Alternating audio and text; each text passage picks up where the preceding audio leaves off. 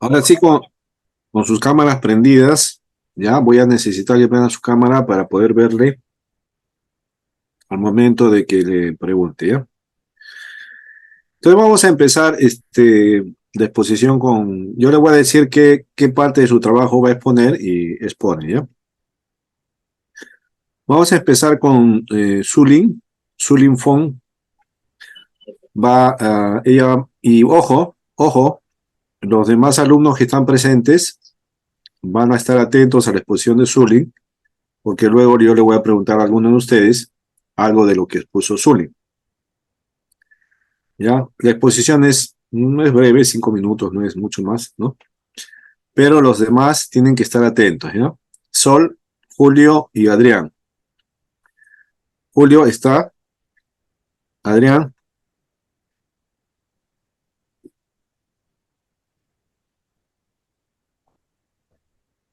Julio, Adrián, ¿dónde se fueron? A ver, les voy a mandar un mensaje y tienen que estar presentes para poder empezar, porque ellos tienen que estar atentos a la exposición también.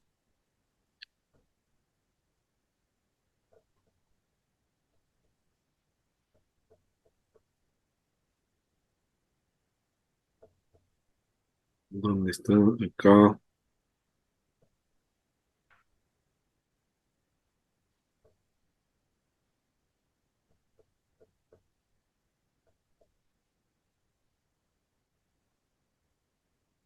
Les voy a avisar que se conecten porque si no, no puedo empezar.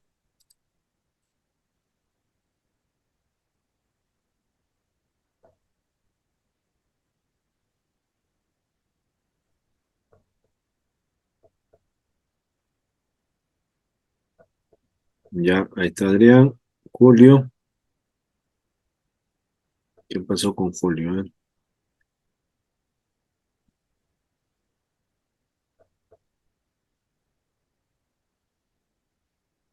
Ya, ahí está. Yo le avisé a Julio. Sí, lo escuché pasar, disculpe. Ya, ya está.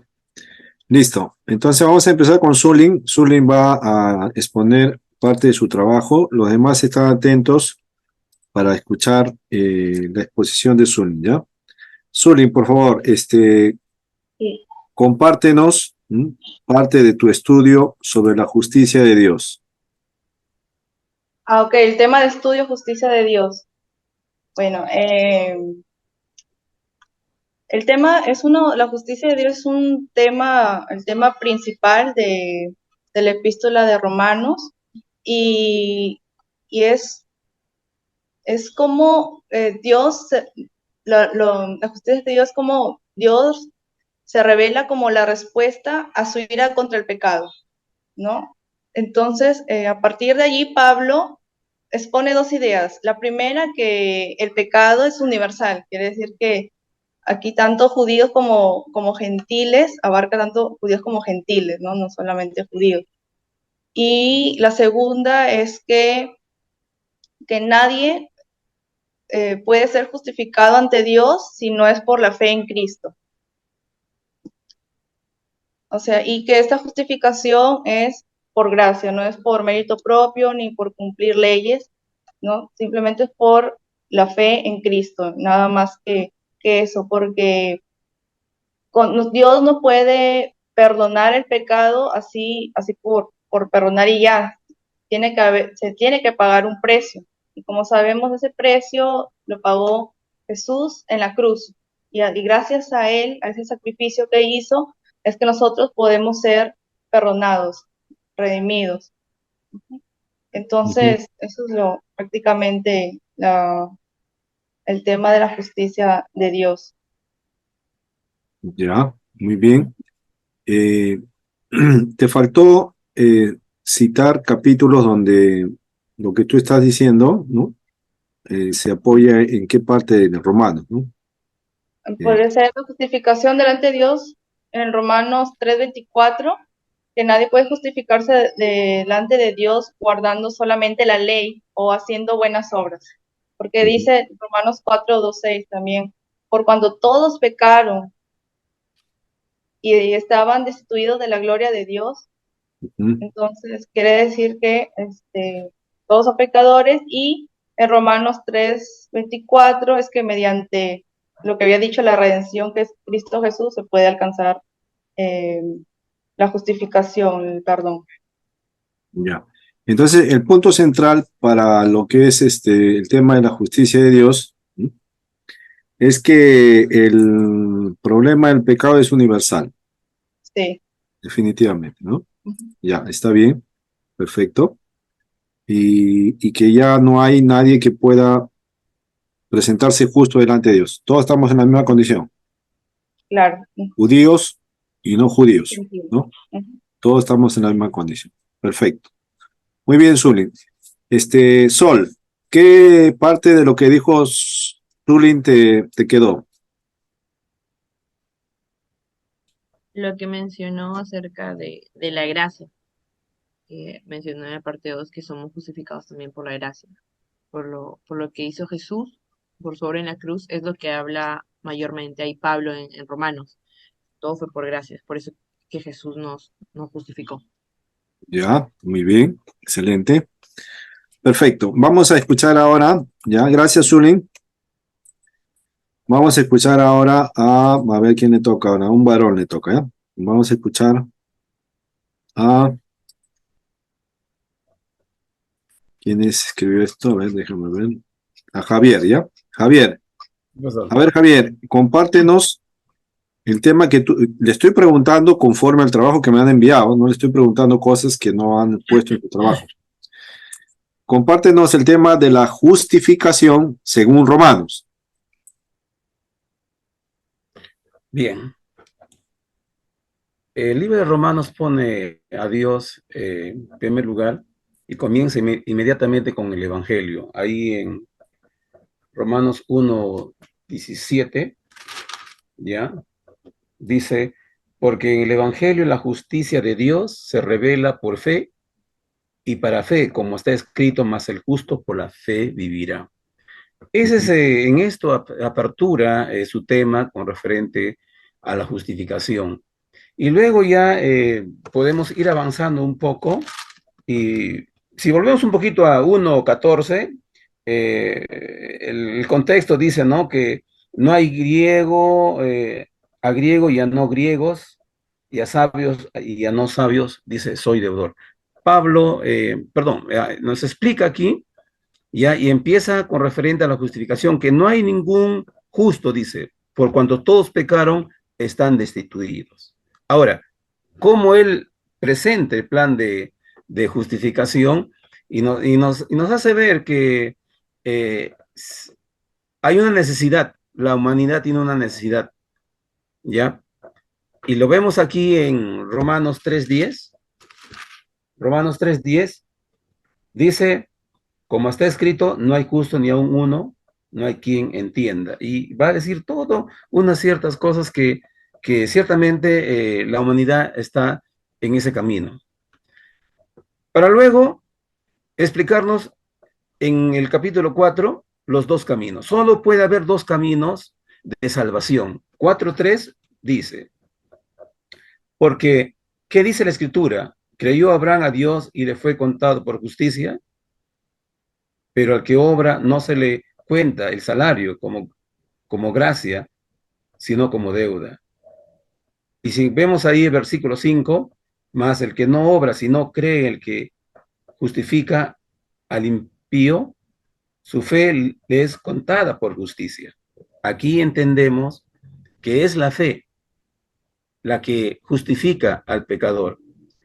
Si la misericordia, provisión, el don de Cristo es recibida por fe, la situación de estar justificados que resulta de ella es enteramente válida, válida, válida para poder ser justificados.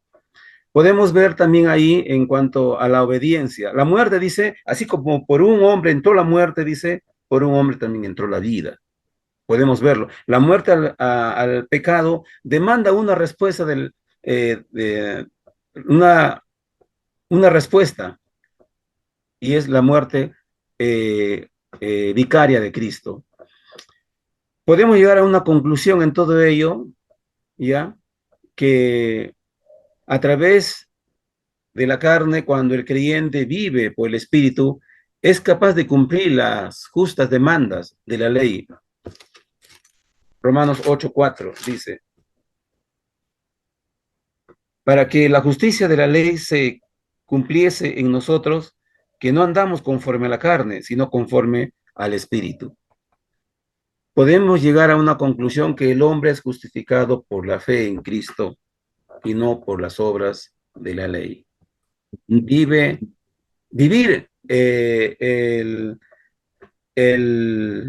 la vida cristiana en la fe en Cristo es aceptar la justificación a través de Cristo también. Ya, muy bien. Gracias, Javier. Les estoy preguntando conforme a lo que han escrito, ¿ah? Muy bien, entonces a ver, vamos a ver a Zulín qué le quedó más de lo que Javier dijo.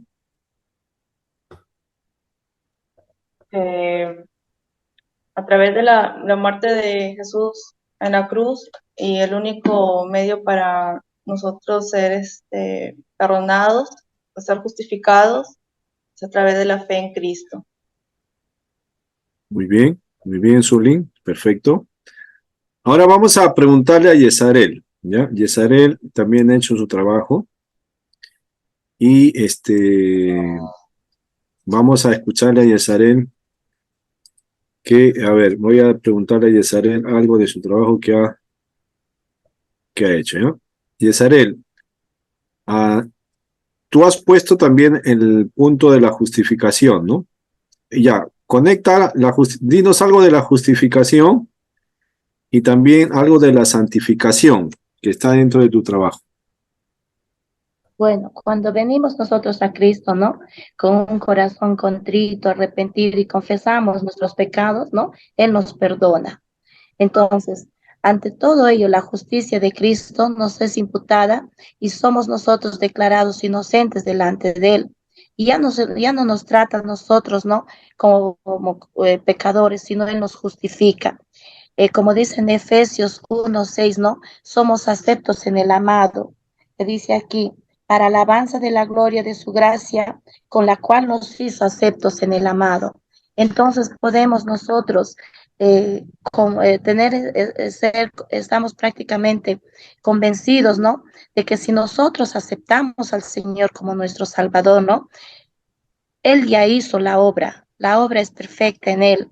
Entonces la justificación prácticamente nos da un derecho delante del Señor o un título, ¿no? Para entrar, como diríamos nosotros, al cielo y tener una virtud y en mérito a lo que nuestro Señor Jesús hizo en la cruz del Calvario. Podemos hacer también aquí, mencionar, ¿no? Que nuestro Señor hizo su obra perfecta.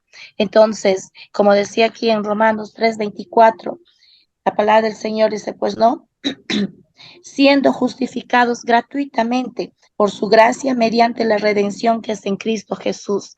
Nosotros no hemos hecho nada, solamente si confesamos y nosotros venimos ante el trono de nuestro Señor y creemos en fe, entonces nosotros somos justificados en Él. Y de la santificación, Yesarel. Ya. Con respecto a la santificación, es una parte también del proceso de lo que es el proceso de la salvación. Y aquí ya está en relación a que nos salva ya del poder del pecado. Pero aquí también la justificación, como nosotros vemos, ¿no? Que es el perdón de pecados. En el caso de la santificación, nos da la victoria sobre el pecado en este caso, ¿no? La santificación viene a ser, ¿no? O llega a ser prácticamente de nuestro Señor. Es un diario en la vida de un cristiano, es un proceso, es una vida a diario para nosotros tener esa santificación en Él. Y esto es prácticamente impartida en nuestros corazones, ¿no? Y derramada en Él por medio del Espíritu Santo. Aquí dura toda una vida la santificación, por eso sí es un proceso, ¿no? Para que con el único fin de que nosotros llegamos a tener el carácter de nuestro Señor Jesucristo. El proceso de la santificación también permite, ¿no? Consumir el pecado ya aquí y desecharlo por completo de nuestras vidas. Y aquí también nos da a nosotros, en cierto modo, como una oportunidad para nosotros poder ir viendo cuánto más nosotros nos acercamos a ser semejantes a nuestro Señor. Y podemos decir nosotros, ¿no? Que es cualquiera que tiene la esperanza, ¿no? Como nosotros que tenemos en nuestro Señor Jesucristo, ¿no? Se purifica a sí mismo. Entonces es un constante en la cual también, como Él, como es puro, dice la palabra, ¿no? Sed santo porque yo soy santo. Entonces Él demanda esto de su pueblo o de nosotros como hijos de Dios. Ujú. Sí, muy bien, Yesarel. Yesarel aumentó un poco más, ¿no? Justificación y santificación. Bien, a ver, vamos a escuchar a Adrián y luego voy a preguntar, ¿ya? Adrián, a ver, ¿dónde está Adrián? Sí, pastor. Coméntanos, sobre la justicia de Dios en Romano. Ya, Conforme a tu pastor. trabajo, ¿eh? Conforme a tu trabajo. Ujú. Sí, sí, lo dividí son 5 puntos. Primero está la condenación, que es de Romanos 1 al 3. La justificación, de Romanos 3 a 5. La santificación, que es de 6 al 8. La glorificación y después la vida piadosa del creyente, ¿no? Bueno, los primeros capítulos hablan de la condenación, que todos los hombres están condenados, como dice Romanos 3:23, por cuando todos pecaron y están destituidos de la gloria de Dios. Entonces, todos se desviaron y merecen la condenación de Dios. Luego habla sobre la justificación, que es por medio de la fe. Entonces, toda la persona que recibe a Cristo como Salvador es absuelto de esa condenación y, bueno, pasa al reino de Dios. Luego sigue la santificación, eh, que el apóstol dice que una persona cuando ya es cristiano, ya ha recibido a Cristo, no puede seguir viviendo de la manera en la que vivía antes, sino tiene que pasar por un proceso de santificación.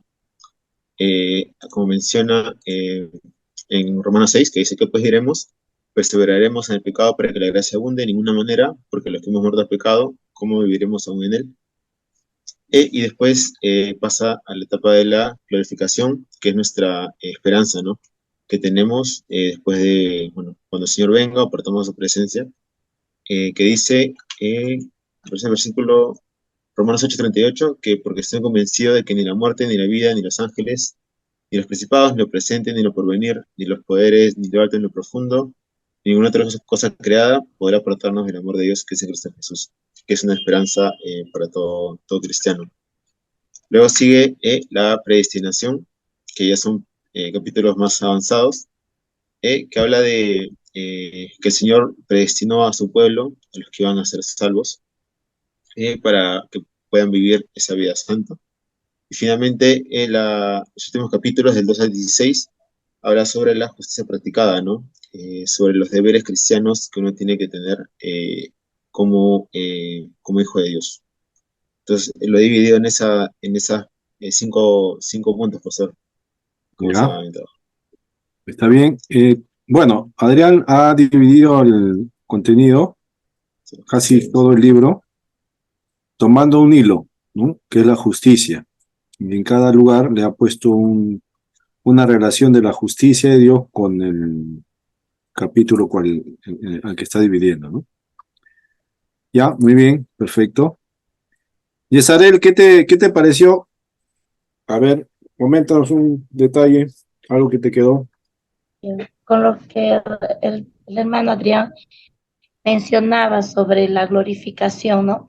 En cierto modo, nosotros tenemos que pasar por esos dos procesos, la justificación y la santificación, porque no va a haber glorificación si nosotros no hemos pasado esos dos procesos respectivos. Entonces, como decía, ¿no? Puede ser la venida del Señor o cuando nosotros partamos. Entonces, eso debemos tener en consideración, y tener bien en claro esto. No va a haber glorificación si yo no he pasado por estos procesos, justificación y santificación. Eso es lo que me ha quedado de lo que ha expuesto el hermano Adrián. Muy bien, gracias, Yesarel. A ver, vamos a preguntarle ahora a Sol, ¿ya? Vamos a preguntarle a ella también ha hecho su trabajo. Y quiero preguntarle a Sol, acá tengo de su trabajo, quiero preguntarle que nos explique o nos exponga cómo ella ha puesto, ¿no? En la cruz, Dios manifestó su justicia. Interesante esa expresión, ¿no? En la cruz, Dios manifestó su justicia. A ver, Sol, explícanos de parte de tu trabajo qué significa esto, ¿no? En la cruz, Dios manifestó su justicia.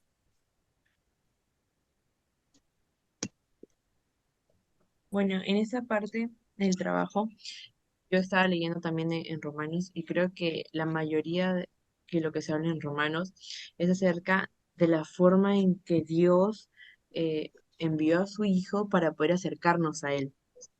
Ya que Dios, al tener el atributo que Él es santo, entonces Él envió a Jesús para poder justificarnos por medio de la fe. Entonces, nosotros al aceptar a Jesús en nuestro corazón como Salvador, es donde nos justificamos por medio de la fe y nos acercamos a Jesús.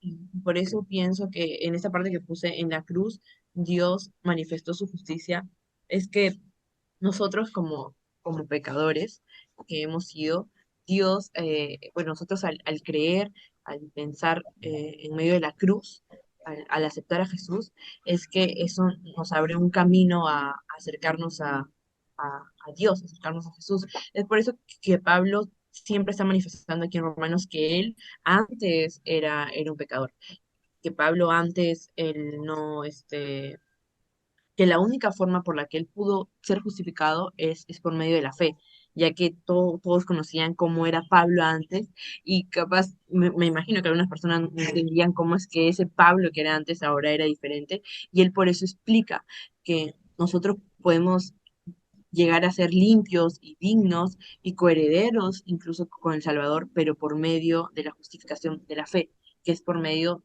de lo que vino a ser Jesús, por medio de la cruz. Ujú. Ya, muy bien, ya, muy bien. ¿Algo más que has mencionado en tu trabajo? ¿Recuerdas? En mi trabajo, bueno, hay dos partes también que había dividido, es bueno, que había investigado, hablado, es que primero algunos destacan el hecho de la justicia de Dios, que es un atributo de Dios. Y ahí hablaba, por ejemplo, un señor que se llama William Campbell. Él mencionaba que Dios es santo, ¿no? Como todos sabemos, Dios es santo, Él es el juez de toda la tierra, Él hace justicia, Él ama la justicia y aborrece el mal. Y es por eso que es la razón que Él buscó la manera de poder acercarnos a Él y la única manera de que podía hacer era enviando a Jesús. Así nos santificaba a nosotros y al ser santos podemos estar cerca de Él. Si no, no había otra forma, no haciendo el mal nosotros así, entonces no íbamos a poder acercarnos a Dios, a Jesús, a Dios de ninguna forma. Entonces Él por eso envió a Jesús. Y en Ujú, segundo lugar, algunos recalcan que la justicia de Dios es una actividad divina y en su intervención redentora a favor de su pueblo. Y aquí las personas, bueno, los investigadores que hablan acerca de esto, dice que la justicia de Dios está describiendo la fidelidad del pacto que Dios tuvo a las promesas que tuvo con Abraham. Fue una justicia de pacto. Y es así porque todas las promesas que Dios le hizo a Abraham, por medio de que él, bueno, es el padre de la fe, por medio, mi amor, por medio de las cosas acto que hizo con Abraham, y todas esas promesas, Dios las hizo reales por medio de Jesús en la cruz. Todo lo que le prometió a Abraham, todo lo que le dijo, no iba a ser posible si no nos santificábamos, si no existía, si no venía Jesús, podría haber pasado todo, pero nunca se hubieran podido cumplir esas promesas. Pero fue a través de la cruz que les mencionaba. Y eso fue investigar bastante. ya, ahora sí, muy bien. Ya complementó ya la exposición, ¿no? Perfecto. Está bien, ¿no? Ya, terminamos entonces. A ver, Adrián, ¿qué te pareció la exposición de Sol? ¿Qué te quedó? Que bueno, pastor, es una promesa, ¿no? Que el Señor nos dio, que se complementa, ¿no? Con Abraham. Y bueno, lo que me queda es que las promesas del Señor siempre son verdaderas, ¿no? Que Mm. tanto el Antiguo Testamento como el Nuevo Testamento están ambos conectados y, y que bueno, todos somos justificados por medio de la gracia, ¿no? Y también por la fe que tenemos en Jesucristo. Ya, muy bien, ¿no? Entonces, hay una relación con el pacto antiguo, ¿no? O sea, la justicia de Dios no es la justicia de ese momento, sino hay una historia, ¿no? De la justicia que empieza en Abraham. Bien, terminamos entonces con Julio, y Julio nos va a decir ahora, a ver, Julio, te indico, a ver, un ratito, vamos a escuchar a Julio. Ya está Yazarén, y ahora acá está Javier, ya está, y este es Julio, ya. Julio, dentro de tu trabajo tú has mencionado también el propósito de Romanos, ¿ya? Entonces, menciónanos un poco sobre el propósito del autor al escribir Romanos.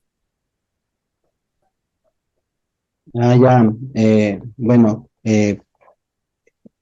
uno, dentro de el libro romano, bueno, como sabemos nosotros, no se sabe en realidad quién fue quien fundó la iglesia en Roma, pero lo cierto es que es muy probable que de repente algunos judíos que vinieron del Pentecostés fueron y predicaron. El caso es que no se sabe a ciencia cierta muy bien, ¿no? ¿Quiénes fueron los que de repente podían haber estado ahí?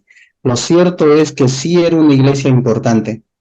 Y bueno, para Pablo sobre todo, era uno de sus grandes propósitos. ¿Por qué? Porque obviamente la iglesia en Roma, o una iglesia de Jesucristo en Roma, en la ciudad cosmopolita, ¿no? En la capital prácticamente del imperio, era importante porque de alguna manera estaba cogiendo el corazón de todo el imperio.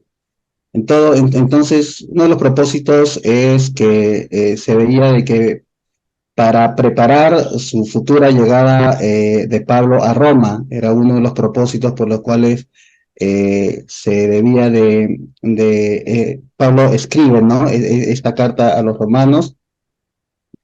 Eh, la otra era para aclarar y defender las enseñanzas, porque se sabía que así como había una iglesia en Roma, claro, con mayor cantidad de gentiles, pero también había una cantidad de judíos creyentes, y se había empezado a infiltrar también la enseñanza de los judaizantes ahí. Y entonces, de alguna manera, Pablo lo que hace es que si leemos el libro de Romanos, el libro de Romanos casi es fundamentalmente doctrinal, y Pablo intenta establecer, ¿no? Establecer doctrinas fundamentales en este libro para la Iglesia de Roma. Y el tercer punto que consideré era fomentar la unidad entre miembros de la Iglesia, tanto judíos como gentiles, ¿no? Él en toda la carta, o casi en la última parte de la carta, lo que intenta es explicar, ¿no? Que ya de repente los judíos intentaban hablar acerca de la circuncisión, o había algunas imaginaciones. Entonces lo que él intenta en esta carta es demostrar que Dios está uniendo en un solo cuerpo, en un solo pueblo. En un solo pueblo los está juntando los dos, y que la iglesia es una sola, ¿no? Ujú. Y que tiene las promesas de Dios, ¿no? Como lo han dicho nuestros hermanos ya, vamos y tomamos la promesa de Abraham. Entonces, más o menos, el propósito yo lo encontré en esas tres facetas. Uno es la preparatoria de Pablo, no llegaba a futuro a Roma porque Pablo quería llegar ahí, y evidentemente iba a hacer su paso para llegar y hasta los confines de la tierra que él esperaba fuese España, ¿no? Se consideraba antes que España era ya lo último de la tierra. Entonces era su paso, era aclarar y defender las enseñanzas que Jesucristo había enseñado, las doctrinas fundamentales, y lo otro es unir, ¿no? Unir tanto, demostrar cómo es que Dios está uniendo, ¿no? Que ya no hay gentiles ni griegos, sino que hay una sola iglesia nada más. Básicamente eso es lo que he podido encontrar con respecto al propósito del libro de Romanos. Ya, muy bien, Julio. Excelente. Gracias por la información. Bueno, espero pues que cada uno en su trabajo haya podido abarcar un poco más de conocimientos, ¿no? Ya sabe que el estudio que usted haga, ¿no?, va a enriquecer más lo que está recibiendo, ¿no? Ahí tienen el libro de Harrison para que lo puedan consultar, leer, ¿no? Y también tiene algunos otros libros más. Ahora, para concluir, ¿no?, el tema de la justicia de Dios, ¿no?, es un tema bastante importante en la teología cristiana, teología reformada. La justicia de Dios tiene que ver con las demandas que Dios hace para satisfacer su justicia, ¿no? O sea, Dios tiene que hacer justicia. Dios tiene que hacer justicia, ¿no? Y el que merece recibir la justicia de Dios es el hombre pecador.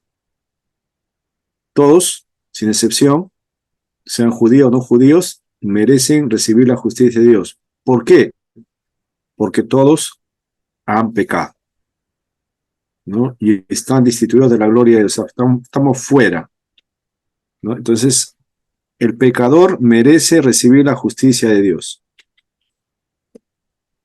Así que Dios tiene que satisfacer su justicia. No hay otra forma, ¿no? Entonces, ¿en qué satisface Dios su justicia? ¿Dónde satisface Dios su justicia? No en el pecador, donde debería satisfacer su justicia, sino la satisface en el Hijo. O sea, el Hijo viene a satisfacer las demandas de Dios. Es nuestro sustituto. O sea, ¿a quién merecía recibir la justicia de Dios? El pecador. Pero el pecador no la recibe, sino la recibe su sustituto, su reemplazo, su cordero, que vendría a ser Jesús. Y en Jesús la ira de Dios se aplaca, sacia su ira, ¿no?, por el pecado. Por eso Jesús cargó el pecado de los pecadores para satisfacer la justicia de Dios, ¿no? Así que Jesús se hizo pecado por nosotros, ¿no? No era pecador, se hizo pecado por nosotros. Y ahí Dios satisface su justicia plenamente, perfectamente, ¿no? Y la sangre que derrama Jesús, ¿no?, es lo que satisface la justicia, ¿no? Tomando la figura del Antiguo Testamento, que la sangre era lo que redimía el pecado, ¿no? Así que la sangre de Cristo satisface la justicia de Dios. Y ahora Dios mira al pecador justificado. Ya no lo mira como un pecador condenado, sino como un pecador justificado. O sea, es como mis lentes, ¿no? Yo acá lo grafico así, mire, por los que usamos lentes, ¿no? Si yo me quito los lentes, veo al pecador que merece justicia, ¿no? Pero si me pongo los lentes, lo veo que ahora ya no merece la justicia de Dios. Entonces, los lentes, ¿quién es? Cristo. O sea, Dios, ¿cómo nos mira a nosotros? Por Cristo, ¿no? Con los lentes. Pobre de nosotros si Dios se quita los lentes, porque no va a ver como merecedores a su justicia, ¿no? Por eso solo en Cristo Dios nos puede mirar justificados, ¿no? Y en esa justificación alcanzamos la gracia de la salvación, ¿no? O sea, la gracia de la salvación se alcanza solo por la justicia que Dios aplicó en su Hijo, ¿no? No hay otra forma. Así que ese acto de la justicia de Dios tiene que ver en que el Hijo satisface las demandas del Padre, ¿no?, para llevar al pecador nuevamente con Dios, ¿no? Entonces, esa es, en conclusión, la justicia de Dios, ¿no? El Hijo satisface las demandas del Padre con su muerte, ¿no? Ahora, las condiciones las puso el Padre, no había otra forma, ¿no? Tenía que ser por muerte, porque sin sangre no hay remisión de pecado. Necesariamente tenía que ser así. Por eso es que el amor de Dios es tan grande, pues, ¿no? La obra de Cristo es maravillosa, magnífica, ¿no? Por eso el pecador cae rendido a sus pies cuando comprende que él ha satisfecho la justicia que Dios demanda, ¿no? Imagínese, pues, usted, ¿no? Que sepa que va a ser condenado con una pena tremenda, ¿no? Y se entera de que alguien ha pagado su condena. Usted va a caer rendido, agradecido delante de esa persona, ¿no? Por siempre, ¿no? Y eso es lo que pasa cuando el pecador se da cuenta de lo que Cristo ha hecho por él, ¿no? Muy bien, hermanos, ya tendrán más tiempo para discutir Romanos, para aprender, para estudiarlo, ¿no? Es un libro interesante. Conmigo será hasta el próximo curso. Dios mediante, nos volvemos a encontrar quizás en el trayecto, ¿no? Para analizar y estudiar algún otro curso, ¿ya? Hasta ahí quedamos, ya con su exposición, sus participaciones y todo lo demás, haré el promedio de su calificación final, ¿no? Y ya las conocerá cuando den el reporte, ¿no? Si no hay alguna otra pregunta, ya nos despedimos de la clase. Muchas gracias por su dedicación, su tiempo, su interés de aprender, de prepararse, ¿no? Para la obra de Dios. Es una gran decisión lo que está haciendo, ¿no? Necesitamos obreros y obreras preparadas, ¿no? Para el trabajo en la obra de Dios.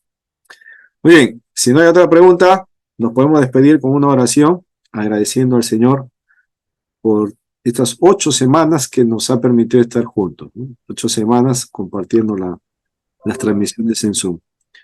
Ya nos conoceremos personalmente, bueno, ya conozco a algunos personalmente, ¿no? A Javier lo he conocido en Huánuco, a la hermana Yesaret también, en Huánuco, ¿no? Julio no recuerdo si lo he visto en Filadelfia, he visitado en algunas ocasiones en Filadelfia, no recuerdo bien, seguramente porque he visitado la iglesia. Yo sí, sí lo recuerdo. Sí, seguramente por los congregantes, pero bueno, Sí, siempre que ha visitado y nos ha llevado el mensaje, ha sido una gran bendición para nosotros, pastor. amén. Eh, Ya estaremos compartiendo en algún momento. A Zulin amén. no la conozco presencialmente, ¿no? Recién la conozco, ella es de Piura. Siga trabajando, Zulin, Dios te bendiga. Y Sol, también creo que es de Piura, también siga trabajando. Ella es hija del pastor Aurelio, ¿no? Pastor Aurelio sí lo conozco, ¿no? Entonces, a su hermano también estaba en 3er año, les he enseñado algunos cursos, entonces a ellos también le conozco. Ya en un momento, cuando vaya a Piura, a tomar sol y a bañarme, y a comer mariscos, ya las conoceré. Dios le bendiga. Bueno, y Adrián es parte de mi iglesia, es congregante, ¿no? En mi iglesia ya lo conozco a él, ¿no? Dios le bendiga. Vamos a elevar una oración de despedida, dando gracias al Señor. Hermana Yesarel, por favor, despídenos con una oración, dando gracias al Señor por haber terminado este curso.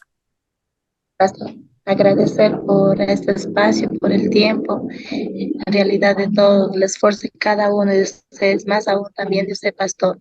Oremos. Padre bueno, amado Señor, te agradecemos, Señor, que por tu amor, por tu gracia, Señor, hemos sido justificados, Señor, por medio de nuestro Señor Jesucristo. Precio de sangre somos, Señor. Te agradecemos, Padre Santo, por estas semanas que hemos podido, Señor, poder aprender más de ti. Gracias, Padre, que aún con las dificultades, las situaciones que se nos han presentado, siempre has estado con nosotros, Padre, fortaleciéndonos. Te rogamos, Señor, que cada conocimiento, Padre, que nos ha compartido nuestro hermano Luis, Padre Santo, sea de bendición en nuestro ministerio. Seas, Padre Santo, quien utilice nuestras vidas, Padre. Que seamos, Señor, pasos, Padre, de honra, sirviéndote, Padre, siendo de bendición para muchos necesitados, Señor, en la congregación. Asimismo, de aquellas personas, Señor, que van a llegar al conocimiento tuyo. Padre bueno, te rogamos, Señor, que nos dé la oportunidad en los meses posteriores de poder continuar, Señor. Si es tu voluntad que tu siervo nos siga enseñando, te agradecemos por ello. Te rogamos tu bendición, salud, Señor precioso, suplir cada necesidad de cada uno de tus hijos presentes, Señor. Oramos agradecidos en el nombre de nuestro amado Señor Jesucristo. Amén.